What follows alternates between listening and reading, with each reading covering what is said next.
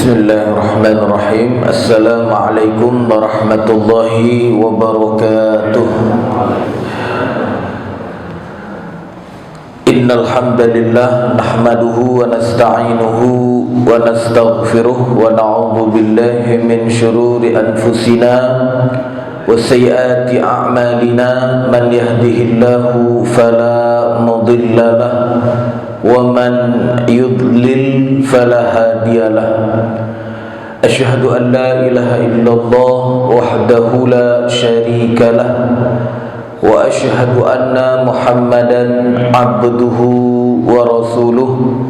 Allahumma fassalli wa sallim ala hadzal nabiyil karim wa ala alihi wa ashabihi wa man da'a bi da'watihi wa man ittaba'a sunnatahu ila yaumiddin. Amma ba'du. Jamaah salat subuh yang senantiasa dirahmati dan diberkahi hidupnya oleh Allah Subhanahu wa taala. Kita bersyukur kepada Allah masih diberikan kesempatan dan juga masih diberikan kemudahan oleh Allah taala untuk beramal soleh. Mudah-mudahan semua amal soleh yang telah kita kerjakan maupun yang saat ini sedang kita jalankan semuanya diterima dan diridhoi oleh Allah Subhanahu wa taala. Amin ya rabbal alamin. Bapak Ibu dirahmati Allah, kita lanjutkan ya pembacaan kitab tafsir ayat-ayat ahkam. Yang hari ini insyaallah kita masuk ke bab yang ke-27 ya. Nah, ini terkait dengan menangani syiqaq ya, menangani syiqaq gitu. Jadi pada pertemuan yang lalu pembahasan kita kalau tidak salah terkait dengan mahram ya. Dan sekarang bab barunya ini masih terkait dengan surat An-Nisa. Sama yang bawa Quran bisa buka surat An-Nisa. Yang pembahasan kita sekarang surat An-Nisa ayat 34 ya, dan 35 insyaallah ya. Jadi di situ Allah Subhanahu wa taala berfirman, a'udzu billahi minasyaitonir rajim. Ar-rijalu qawwamuna 'alan nisaa bima faddala Allahu ba'dahum 'ala ba'd wa bima anfaqu min amwalihim fassalihatu qanitatun hafizatun lil ghaibi bima hafizallah wallati takhafuna nushuzahunna fa'izuhunna wahjuruhunna fil madaji' wadribuhunna fa in ata'nakum fala tabghu 'alayhinna sabila innallaha kana 'aliyyan kabira. Ada bayang ya. Nah ini Masya Allah, ayat ini sangat terkait dengan akidah ini ya. Jadi ini sangat terkait nanti dengan keridhaan kita terhadap apa yang telah diatur oleh Allah taala. Makanya Bapak Ibu dirahmati Allah, orang-orang yang ridho dengan apa yang telah diatur oleh Allah taala, itu merupakan salah satu kenikmatan lah untuk orang beriman. Karena kalau orang beriman itu sudah ridho dengan Allah ya sebagai pengatur, sebagai pengendali, maka itu diantara sebab dia dimasukkan atau diwajibkan masuk ke dalam surga. Ya kan ada hadisnya kan Pak ya, yang man qala gitu kan, man qala raditu billahi rabba wa bil islami dina wa bi muhammadin nabiyya wa rasula.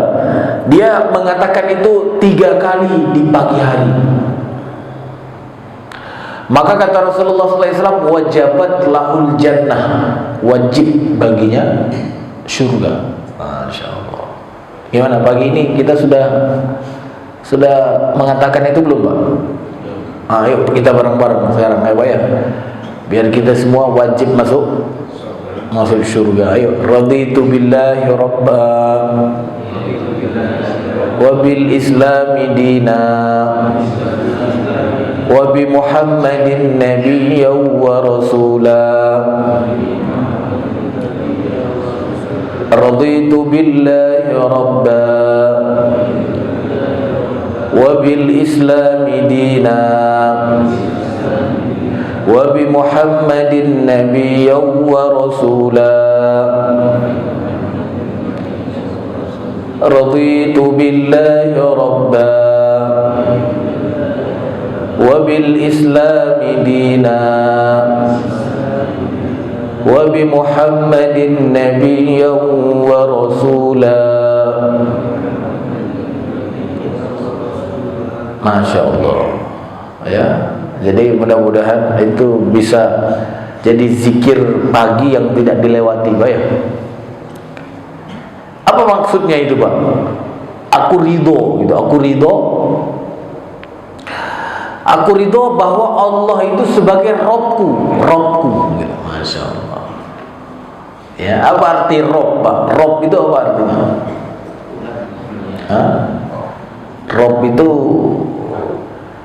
Rob itu yang apa namanya, di antara maknanya yang mengendalikan. Di antara makna Rob yang menciptakan gitu, yang mengatur, yang merajai. Masya Allah. Itu di antara makna Rob. Karena nanti ada bahasa lain ya, ilah. Bahkan dalam syahadat kita tidak mengatakan asyhadu alla, apa namanya, asyhadu Rob kan, tidak kan? Tapi kita katakan apa? Asyhadu alla ilaha. Ada kalimat lain nanti ilah gitu, ilah. Kalau ilah apa artinya Pak? Ilah itu yang disembah gitu ya. Makanya sebagian ulama di dalam membahas masalah akidah itu kan membagi ada namanya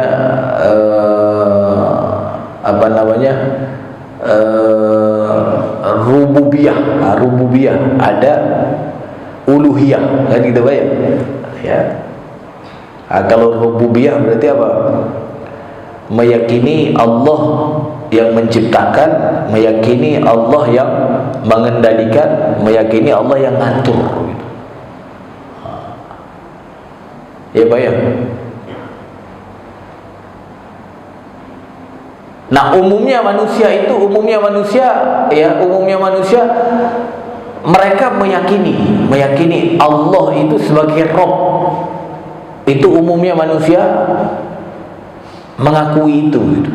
Bahkan kata sebagian para ulama, termasuk orang-orang musyrik yang ada di Mekah ketika itu, seperti Abu Jahal dan abu-abu yang lain gitu ya, itu masih mengakui Pak, mengakui. Tapi dia nanti tersandung di yang kedua, di uluhiyahnya gitu. Dia tidak hanya menyembah Allah saja gitu, tapi menyembah juga yang lain banyak. Dengan alasan apa? Dengan alasan mendekatkan dirinya kepada Allah. Dia tidak mau mengatakan asyhadu an la ilaha illallah. Dia tidak mau mengatakan itu. Tapi kalau dia mengakui nggak ada yang menciptakan dunia, dia akui. Walaupun sekarang ada manusia yang nggak mengakui. Siapa yang tidak mengakui ada yang menciptakan dunia. Itu ateis, Pak ya, ateis, karena mereka tidak mengakui adanya Tuhan gitu. Tapi secara umum manusia di dunia mengakui nggak? Mengakui. Ya. Nah, ayat ini, Pak, ayat ini Masya Allah ini, ar-rijalu qawwamuna 'alan nisa, kata Allah. Kata Allah Ta'ala, laki-laki itu qawwam terhadap atau atas perempuan. Itu siapa yang ngatur? Siapa yang mengatakan ini? Ini Allah Ta'ala. Jadi Allah sudah menciptakan laki-laki dan perempuan. Allah mengatur kemudian bagaimana muamalah di antara laki-laki dan perempuan. Ya, Allah yang menciptakan laki-laki dan perempuan. Allah juga yang buat keistimewaan antara satu dan lain, dan muamalah di antara mereka bagaimana seharusnya. Allah buat. Makanya kalau orang nggak terima ini, itu berarti akidahnya apa, Pak? Rusak. Ya, apa arti qawwam, Pak? Apa arti qawwam? Qawwam itu di antara maknanya ya pengatur gitu, ya. Jadi qawwam itu ya berarti melakukan tugas terkait dengan menjaga, mengatur dan memelihara. Jadi laki-laki itu diciptakan oleh Allah, dia punya tugas memelihara apa? Memelihara perempuan, mengatur perempuan, memelihara, mengatur, dan juga apa? Menjaga perempuan. Itulah qawwam. Dia sama seperti pemerintah lah. Pemerintah yang menjaga, yang mengatur siapa kalau pemerintah? Ngatur rakyat gitu, Pak ya, ngatur rakyat. Tapi hari ini gimana kira-kira? Hari ini kira-kira gimana? Wanita-wanita mau nggak diatur laki-laki?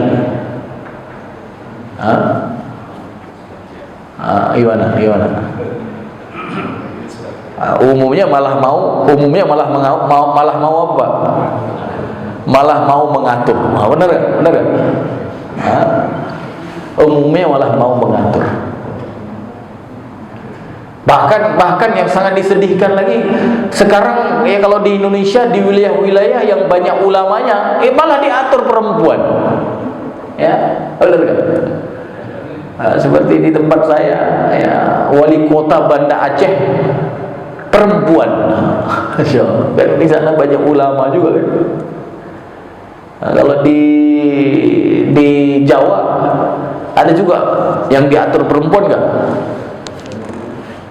Katanya Jawa Timur perempuan juga ya. Padahal banyak ulamanya, banyak juga gitu kan. Ulamanya mau diatur perempuan, ini ada yang salah nih, ada yang salah. Ada yang salah. Berarti ulamanya dapat informasi dari mana, atau ilmunya ilmu apa yang diadopsi gitu ya? Yang lebih parah lagi apa itu di Sulawesi ya? Ada gubernur perempuan kafir lagi, 2 kali lipat, Pak. Udah perempuan kafir lagi. Ya, musibah enggak? 2 kali lipat itu, Pak. 2 kali lipat. Yang pertama karena dia perempuan, yang kedua karena dia kafir. Ya lengkap sudah musibah.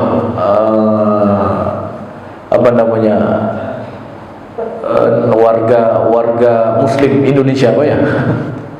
Jadi Bapak Ibu dirahmati Allah, ayat ini mengabarkan kepada kita bahwa Allah sang pengatur itu apa? Membuat laki-laki itu sebagai qawwam, Pak, sebagai qawwam. Kalau tidak terima, hati-hati. Baik laki-laki yang tidak terima atau perempuan yang tidak terima, hati-hati. Berarti apa? Kalau dia tidak terima, tidak ridho tadi, Pak ya. Tidak ridho Allah sebagai pengaturnya gitu. Atau Allah sebagai Robnya, tidak ridho dia. Ya. Karena arti ridho itu apa, Pak? Arti ridho kalau dengan bahasa kita apa? Apa bahasa kita ridho itu apa? Rela gitu. Rela itu berarti tidak ada embel-embel, tidak ada paksaan, tidak ada keberatan. Pokoknya aku ridho bahwa Allah yang menjadi Robku, yang menjadi pengaturku gitu. Nah di sini Allah mengatur itu yang namanya laki-laki qawwam, masya Allah, laki-laki pemelihara, laki-laki penjaga. Nah secara umum ya mereka menjaga wanita. Makanya wanita nggak boleh jadi pengatur. Nah, nanti ada hadisnya sampai dikatakan oleh Rasulullah misalnya, tidak akan beruntung suatu kaum yang dipimpin oleh wanita. Nah, apalagi itu Pak. Ya, artinya ya tidak boleh wanita itu menjadi qawwam, ya. Yang harus menjadi qawwam itu sesuai dengan ketentuan Allah siapa Pak? Ya laki-laki. Nah, jadi laki-laki masya Allah Pak punya keistimewaan di hadapan Allah, dan Allah sudah menjadikan mereka punya keistimewaan. Di antara sebab mereka punya keistimewaan apa Pak? Nah, laki-laki itu di antara sebab punya keistimewaan yang pertama, bima faddalallahu ba'dahum 'ala ba'd. Nah, itu yang pertama.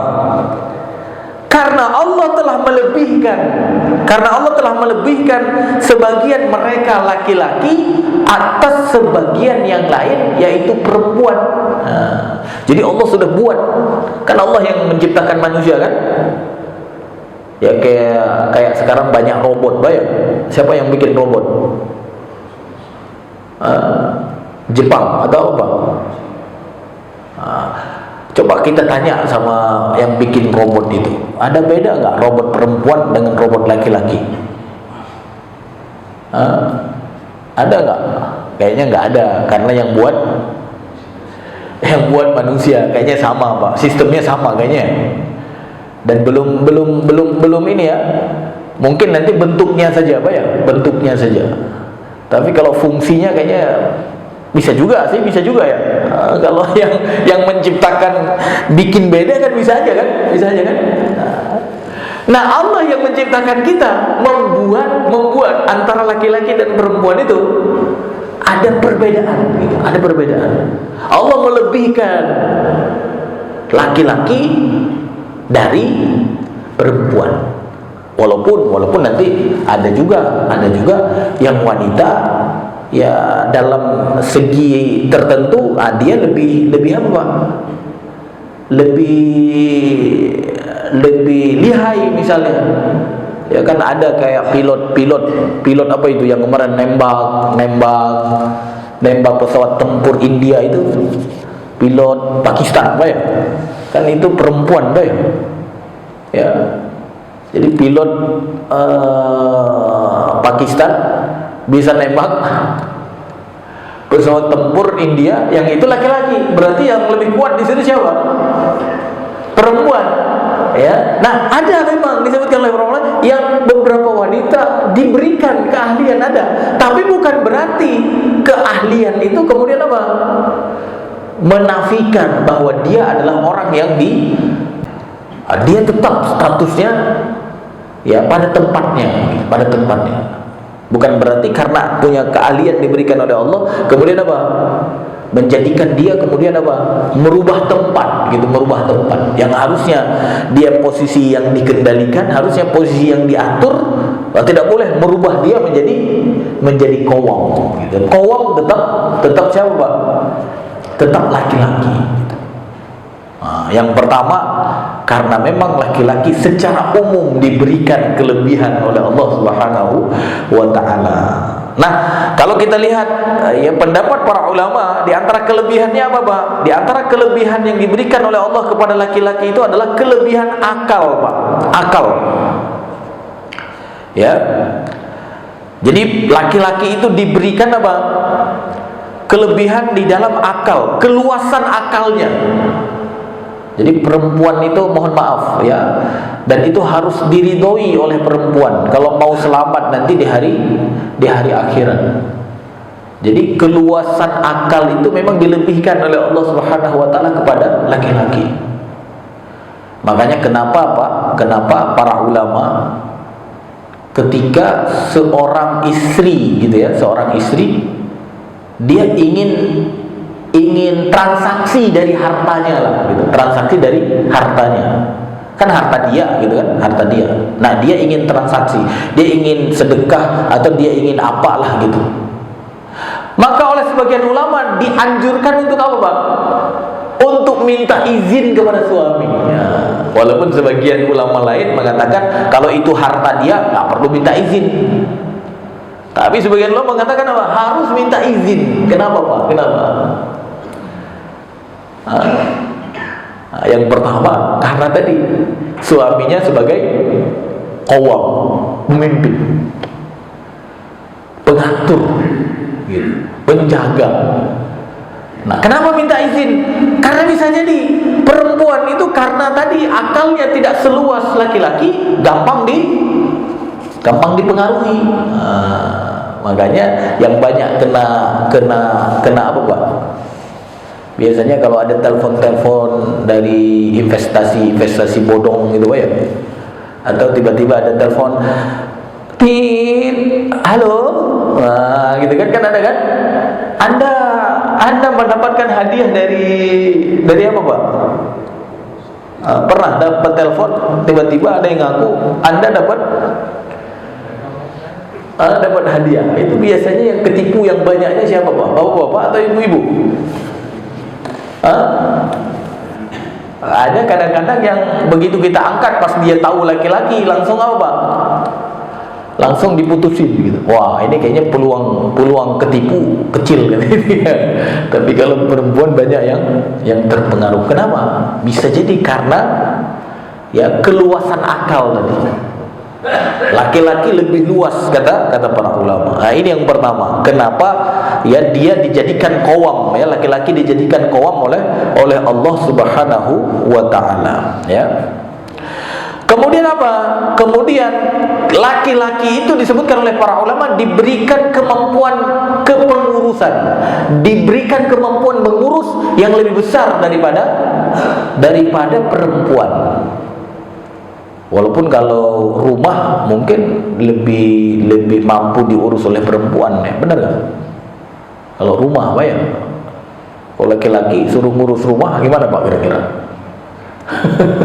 Suruh ngurus anak gimana? Tapi dia punya kemampuan mengurus secara apa Pak? Secara umum gitu, secara keseluruhan dia punya apa Pak? Ya, makanya kalau kita lihat manajer di dunia yang paling banyak yang mana Pak? Walaupun ada manajer perempuan ada kan, tapi secara umum manajer yang ada di dunia baik di negara kafir maupun negara muslim yang paling banyak laki-laki. Menunjukkan laki-laki memang lebih punya kemampuan untuk mengurus. Walaupun ada Pak, ada. Nah, itu nggak bisa dinafikan. Tapi mayoritas mau di negara kafir, mau di negara musyrik, mau di negara muslim, apalagi yang negara muslim Pak ya khususnya negara Islam gitu ya. Kalau negara muslim dengan negara Islam sama nggak? Nah, beda. Kalau negara Islam berarti apa? Hukum dan masyarakatnya Islam gitu ya. Tapi kalau negara muslim gimana Pak? Hukumnya entah hukum apa ya. Orangnya saja banyak Islam gitu ya. Nah, kalau negara Islam kayaknya nggak ada yang jadi pemimpin muslim yang jadi pemimpin perempuan, nggak ada Pak. Nggak ada itu ya. Apa misalnya Qatar, apalagi Kuwait ya, Brunei gitu, ada nggak perempuan yang jadi bupati gitu, ada nggak Pak? jadi apa namanya gubernur gitu, ada nggak? Nggak ada, dan nggak akan kita temukan, nggak akan kita temukan. Ya, kenapa? Ya karena mereka memang mengerti tentang hukum Islam. Gitu. Ya, kalau kita hari ini ya karena memang bukan hukum Islam yang dijadikan pijakan, walaupun masyarakatnya Muslim. Nah, akhirnya apa? Negara wilayah yang paling banyak ulamanya diatur sama perempuan. Ya kan? Itu nggak ada cerita itu. Ya. Nah, yang kedua, Bapak Ibu dirahmati Allah, kenapa laki-laki itu dijadikan qawam, pemelihara atau penjaga oleh Allah Subhanahu wa taala atas perempuan itu? Bima anfaqu min amwalihim, kata Allah.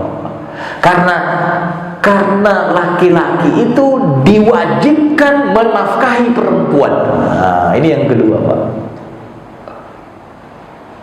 Jadi perempuan itu tak ada kewajiban untuk menafkahi. Karena laki-laki diwajibkan untuk menafkahi, berarti yang layak ngatur siapa, Pak? Yang menafkahi. Walaupun kata ada sekarang kata-kata yang ketawa saya dengarnya. Ya, kata sebagian perempuan, kata mereka gitu ya. Katanya donatur kalau sudah tidak atau donasinya sudah mulai berkurang, jangan ngatur-ngatur, katanya gitu. Jadi donatur kalau tidak yang menjadi donatur lagi, jangan ngatur-ngatur, katanya. Berarti apa? Itu maksudnya kalau bapak-bapak sudah mulai kurang apa, Pak? Kurang kasih apa? Donasi tadi, Pak ya? Nafkahnya berarti apa? Tidak boleh ngatur lagi gitu. Ya, ini nggak benar juga tentunya. Ya. Tapi secara umum maknanya bisa iya. Karena apa, Pak? Karena yang namanya yang mengatur itu ya donatur, Pak ya. Benar nggak? Makanya kadang-kadang masjid ya bisa diatur oleh donatur, Pak. Dan itu bukan rahasia, Pak ya. Bapak-bapak kalau ada donatur yang lebih besar daripada yang lain, kayaknya lebih menghormati donatur yang lebih besar, benar nggak, Pak? Fitrah manusia pasti iya. Walaupun ya bagi kita yang sehat, yang lurus, ya nggak harus seperti itu gitu. Ya, kita tempatkan pada tempatnya. Bukan karena ya dia banyak donasinya, tapi karena apa? Ya karena kita menghormati dia sebagai orang yang beramal soleh gitu. Ya. Tapi laki-laki tadi dia dijadikan qawam oleh Allah memang karena nafkah yang diwajibkan oleh Allah kepadanya. Karena dia mengeluarkan harta untuk perempuan, karena dia memberikan nafkah untuk perempuan, maka dia dijadikan oleh Allah sebagai qawam. Dan ini mengkonfirmasi, Pak, bahwa kita laki-laki itu jangan mau dinafkahi, Pak. Gitu. Atau jangan rela dinafkahi. Kan ada juga sekarang, apalagi kemarin ada yang bilang ada namanya sekarang film judulnya Dunia Terbalik, katanya gitu. Bener gak? Pernah nonton gak film Dunia Terbalik? Ada katanya jadi sinetron, ya benar kan? Jadi laki-laki apa, Pak? Laki-laki ngurus anak, istrinya di mana? Istrinya kerja di luar negeri. Di dunia terbalik, Pak. Nah, ini ayat ini harus menjadi nasihat untuk kita. Kita jangan rela dinafkahi, Pak.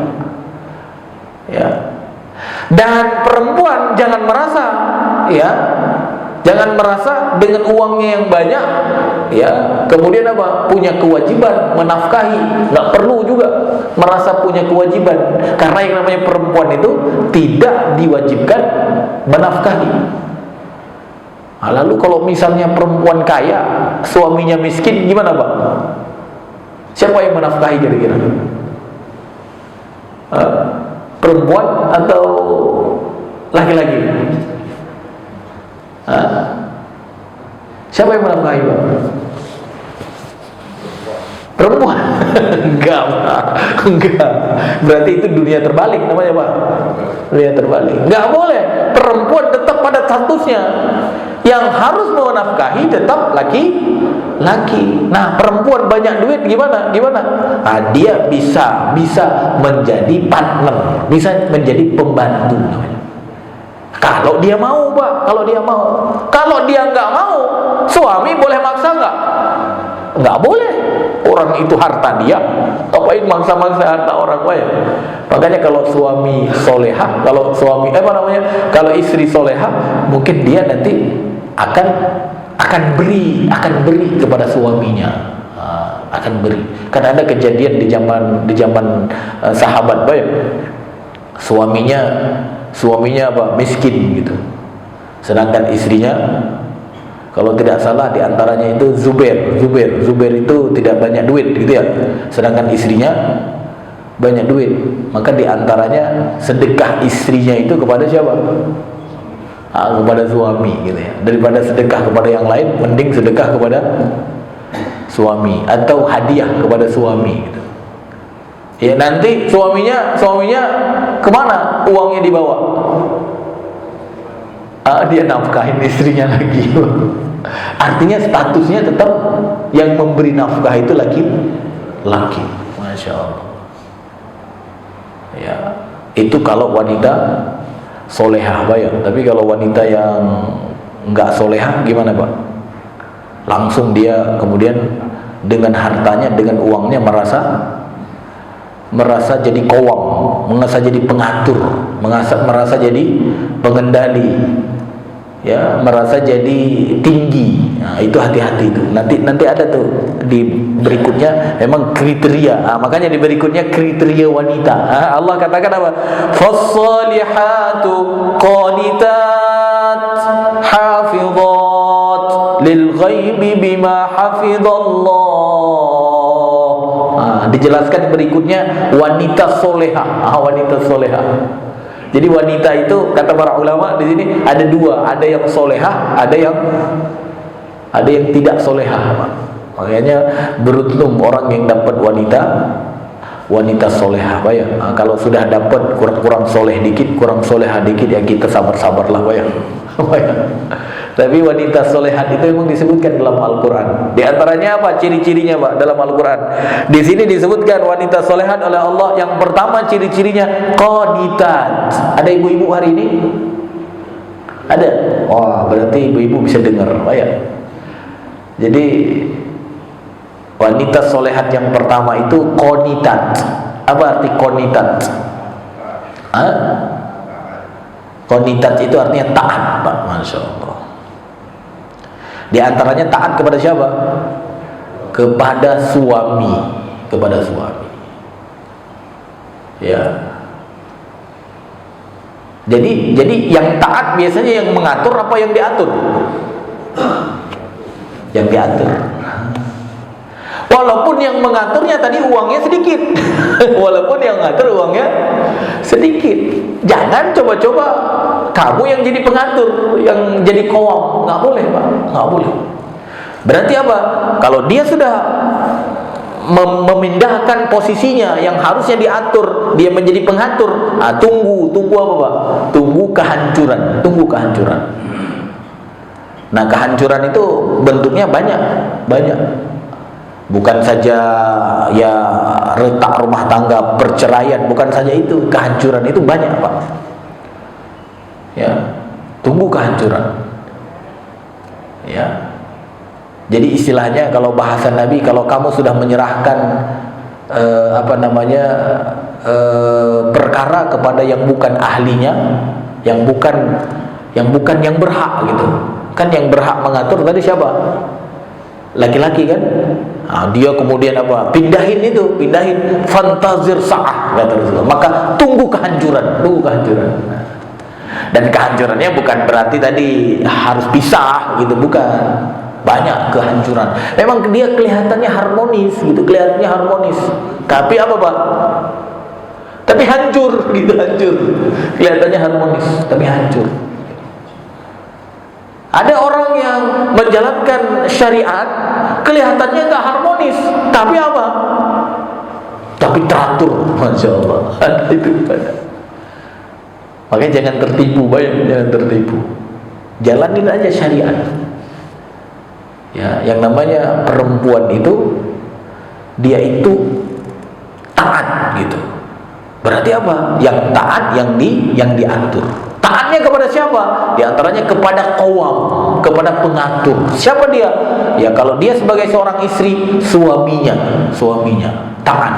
Cuma nanti kan dijelaskan taat selama tidak dalam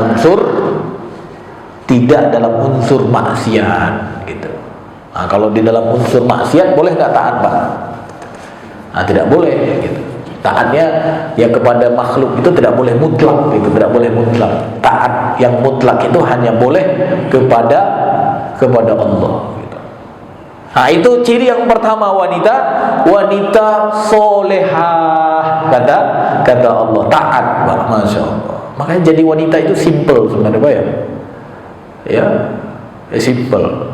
Untuk dapat surga tinggal taat gitu, Pak ya. Di antaranya taat sama suami ya. Nah, yang kedua hafizat lil ghaibi bima hafizallah. Ciri wanita soleh yang kedua itu adalah menjaga diri namanya, Pak. Menjaga diri kapan? Ketika suaminya tidak ada bersamanya. Jadi wanita kalau nggak ada suaminya jangan macam-macam gitu, Pak ya. Jangan ketika ada suami seperti wanita soleha, tapi pas nggak ada suami gimana, Pak? Ada nggak yang ketika ada suami kayaknya mesra banget gitu ya, tapi pas suaminya pergi gimana, Pak? Ada nggak wanita yang begitu? Itu di film-film, Pak ya, ada apa namanya, wanita atau istri orang selingkuh misalnya, Pak ya. Ya. Ada, Pak ya. Makanya Allah sebutkan gitu. Allah sebutkan. Kalau enggak mungkin Allah sebutkan. Wanita yang solehah, yang dia menjaga diri ketika apa? Harusnya ini, tapi ada ibu-ibu alhamdulillah ya. Kalau bicara ini bapak-bapak yang senang kayaknya. Ya, jadi wanita solehah itu dia taat, dia menjaga diri ketika apa? Suaminya nggak ada. Ya, apalagi suaminya sering keluar kota, Pak ya.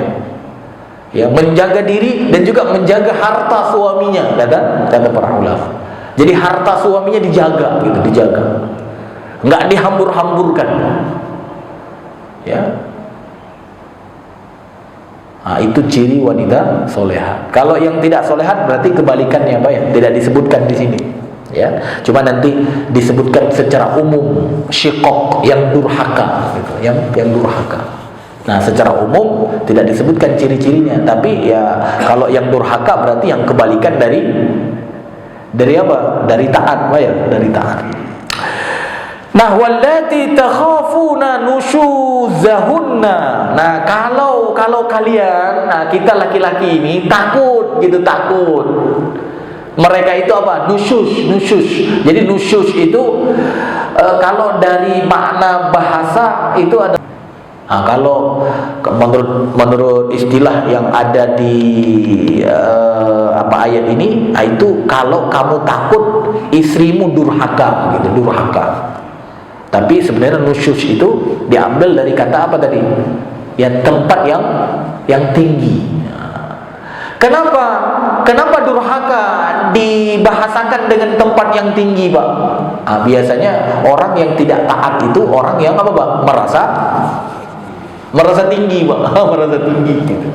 Karena orang sombong juga biasanya karena merasa tinggi. Makanya yang berpeluang sombong siapa sebenarnya? Orang kaya atau orang miskin, Pak? Yang berpeluang sombong itu orang kaya. Cuma sombongnya orang kaya itu masih mantap, Pak. Kaya sombong wajar, kata gitu ya, Pak ya. Kalau miskin sombong, itu paling dibenci sama Allah, Pak. Jadi kalau kita lihat sombong yang paling dibenci oleh Allah, yang kaya sombong atau yang miskin sombong? Yang paling dibenci sama Allah yang mana, Pak? Atau dua-duanya? Dua-duanya dibenci, tapi yang paling dibenci yang mana? Yang paling dibenci yang miskin sombong. Gak ada sebab. Kok bisa miskin sombong? Ya, miskin kok merasa tinggi gitu. Ya, itu paling dibenci. Ya. Nah, Bapak Ibu yang dirahmati Allah, istri kita atau perempuan mungkin dia merasa tinggi, mungkin dia nusyus, mungkin dia durhaka. Maka Allah kasih aturan, Pak, kasih aturan. Kalau kamu takut, artinya suami-suami takut, gitu kan? Takut akan istrinya itu merasa tinggi, akan istrinya itu durhaka.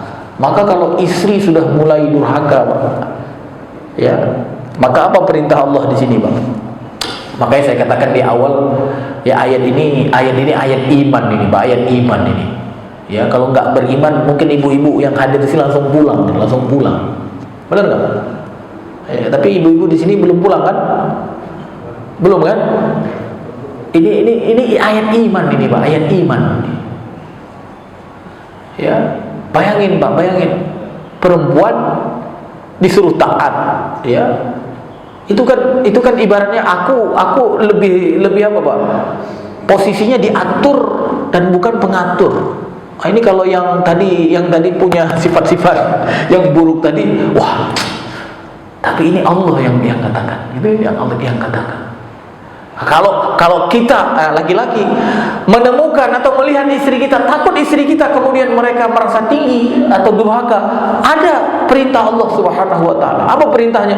Fa'izuhunna. Kata Allah taala, nasihati dia. Masyaallah. Jadi laki-laki masih punya kendali di situ. Kalau dia sudah mulai merasa tinggi, dah durhaka, dia disuruh ke kanan, ke kiri dia. Ya, disuruh itu yang dilakukan. Suruh jangan pergi dia. Disuruh pergi malah nggak mau pergi. Ya, disuruh jangan pergi banyak. Disuruh jangan pergi. Ya. Kalau sekarang disuruh jangan pergi, minggat, lebih parah lagi ya. Ya. Karena pengaruh apa, Pak? Pengaruh dunia yang sudah penuh dengan fitnah, Pak, ya. Jadi sekarang capek banget ya, Pak, ya. Kita laki-laki jaga perempuan itu capek, Pak, ya. Ya. Jadi kalau kamu menemukan istrimu tadi atau kamu takut istrimu ya durhaka tadi, maka apa? Nasihati dia. Kalau sudah dinasihati, ternyata apa? Ternyata istri itu tidak mau dengar nasihat. Maka apa kata Allah, Pak? Wahjuruhunna fil madaji'. Disuruh pisah ranjang lah gitu, pisah ranjang. Ya, pisah kamar lah, Pak, ya. Kalau banyak kamar, Pak. Tapi kalau kamarnya, rumahnya memang satu doang kamarnya, gimana caranya? Di bawah atas?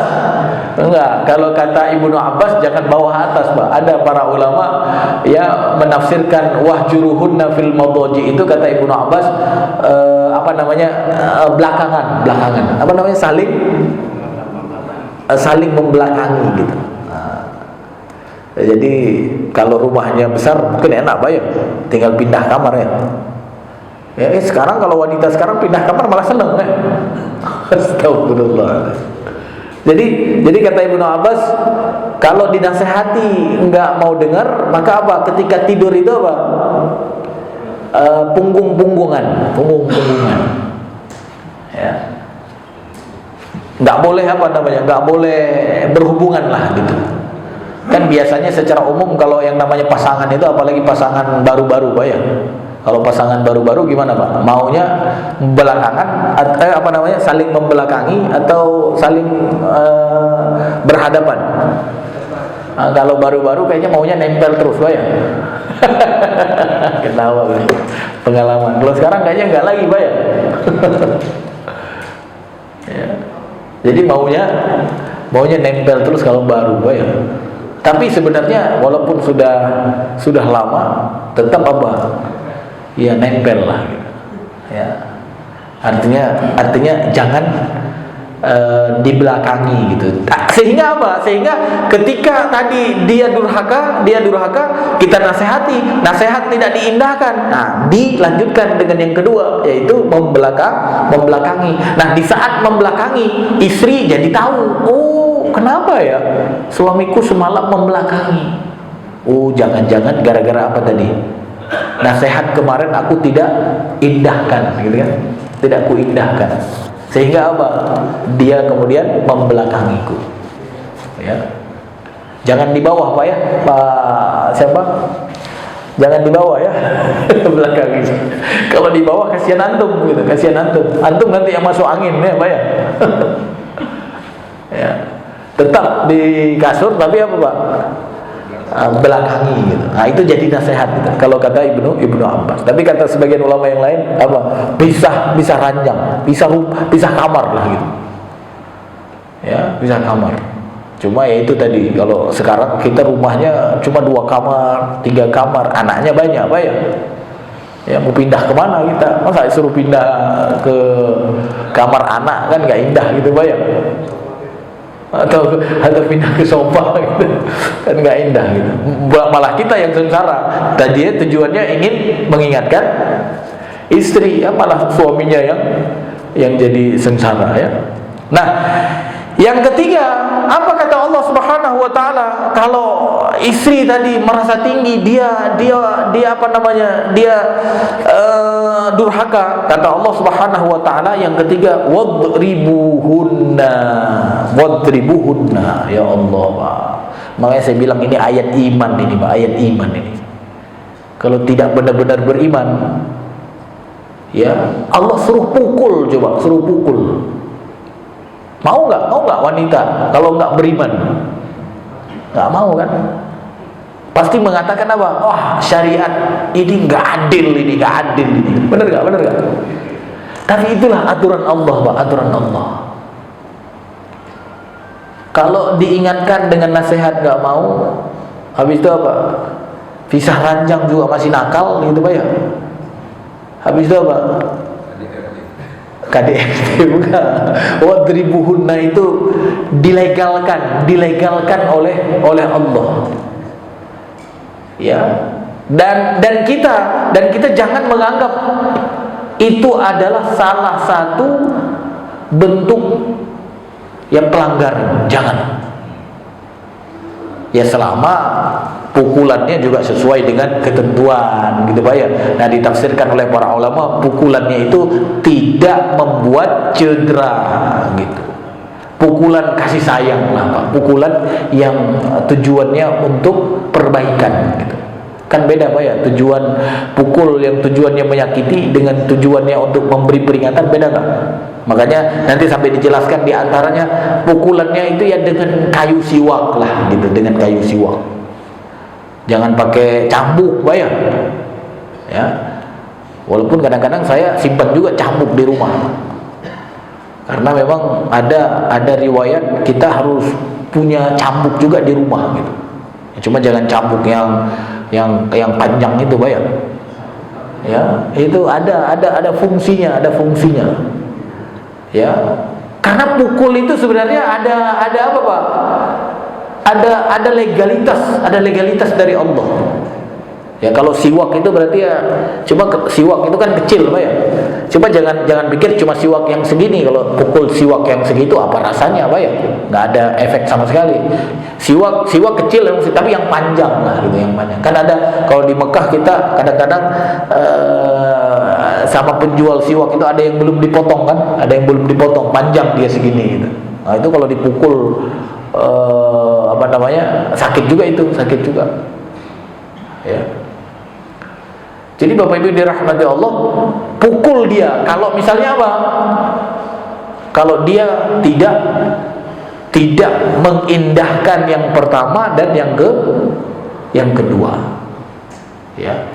Tapi kalau wanita solehah sebenarnya nggak sampai yang ketiga sudah lurus, Pak ya.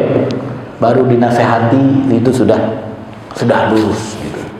Cuma yang namanya manusia kan ada yang batu, Pak ya. Ada yang batu, Pak, ada yang batu. Makanya tadi imam baca kan, ada manusia itu yang hatinya lebih keras dari batu, Pak. Lebih keras dari batu, ada itu. Tsumma qasat qulu. Apa namanya? Kemudian hati mereka menjadi keras, ya, dan bahkan lebih keras dari batu gitu. Tadi imam baca kan di ayat di rakaat yang pertama itu, ya, lebih keras dari batu. Makanya ada syariat apa, Pak? Ada syariat juga diingatkan dengan pukulan gitu. Tapi bukan pukulan yang menyakiti. Baik. Nah, kemudian apa kata Allah? Fa in ata'nakum fala tabghu alaihinna sabila. Kalau mereka sudah apa, Pak? Sudah taat kepada kalian. Nah, kalau sudah taat, baik ketika yang pertama tadi saat dinasihati pertama langsung taat, atau sampai yang kedua harus bisa ranjang atau saling membelakangi, nah, langsung taat, maka jangan cari-cari apa yang membuat ya sesuatu yang bisa menyusahkan mereka. Jangan cari-cari lagi, Pak. Nah, langsung saja kembali ke normal, zero lah gitu, Pak ya. Langsung kembali normal. Jangan ungkit-ungkit. Kamu dulu banyak kesalahannya, ini itu. Nah, jangan. Kata Allah, fa in ata'nakum fala tabghu alaihinna sabila innallaha kana aliyan kabira. Ya, jadi Bapak Ibu dirahmati Allah, ini syariat Allah Subhanahu wa taala ya untuk hubungan suami istri. Mudah-mudahan Bapak Ibu dirahmati Allah, kita ridho, Pak, dengan ketentuan ini, Pak ya. Ridho. Ya. Dan kalau kita lihat kenapa ayat ini ada, Pak? Kenapa ayat ini turun? Latar belakangnya ya, di antaranya kalau kita lihat di kitab ini apa, Pak? Dulu ada kejadian gitu ya, antara sahabat Sa'ad bin Rabi namanya, bersama istrinya Habibah binti Zaid. Jadi pada suatu hari Habibah ini durhaka kepada suaminya. Jadi sahabiah durhaka pada suaminya Sa'ad bin Rabi, ya. Maka Sa'ad bin Rabi itu apa? Ya memukulnya lah, memukul istrinya. Ya, kejadian ini ya kemudian apa? Ya dilaporkan kepada Rasulullah. Jadi ayahnya Habibah ini ya mendapatkan laporan dari dari anaknya, ya mungkin anaknya lapor kali, Pak ya. Itu suamiku mukulin aku gitu kan. Nah, kalau bapak dapat laporan begitu marah nggak, Pak? Marah nggak, Pak? Aku besarkan dari kecil, kan kayak saya punya perempuan, aku besarkan dari kecil, aku lembut-lembutan dari kecil, menikah dengan kau malah kau pukul gitu ya. Marah nggak? Marah lah gitu ya. Maka si ayahnya Habibah ini lapor kepada Rasulullah gitu ya. Pergi dia berdua kepada Rasulullah. Maka kata Rasulullah sallallahu alaihi wasallam, ya, dia boleh dikisos gitu.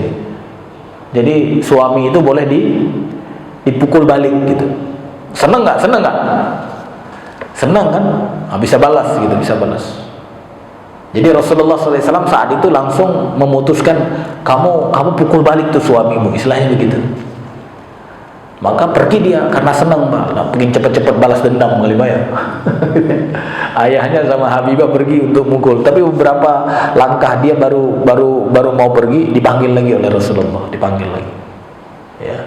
Dipanggil lagi. Sini. Kata Rasulullah, Pak, kini Jibril telah datang kepadaku. Kini Jibril telah datang kepadaku dan menurunkan ayat yang kita bahas tadi. Menurunkan ayat yang kita bahas tadi, yang namanya laki-laki qawwam 'alan nisa. Dan kemudian dijelaskan kalau perempuan itu nusyus, artinya merasa tinggi, durhaka, laki-laki itu punya hak untuk menasihati, punya hak untuk untuk pisah ranjang, punya hak untuk memukul, tujuan mendidik. Ya, ini turun ayat ini. Padahal tadi Rasulullah SAW memerintahkan apa, Pak? Balas. Gara-gara turun ayat ini, jadi nggak boleh balas. Kenapa? Yang dilakukan oleh laki-laki tadi, Sa'ad bin Rabi tadi kepada Habibah, itu dilegalkan oleh Allah, gitu. Makanya kemudian Rasulullah SAW mengatakan, ya, di dalam hadisnya, aradna amron wa aradallahu amron walladhi aradallahu khairun, kata Rasulullah.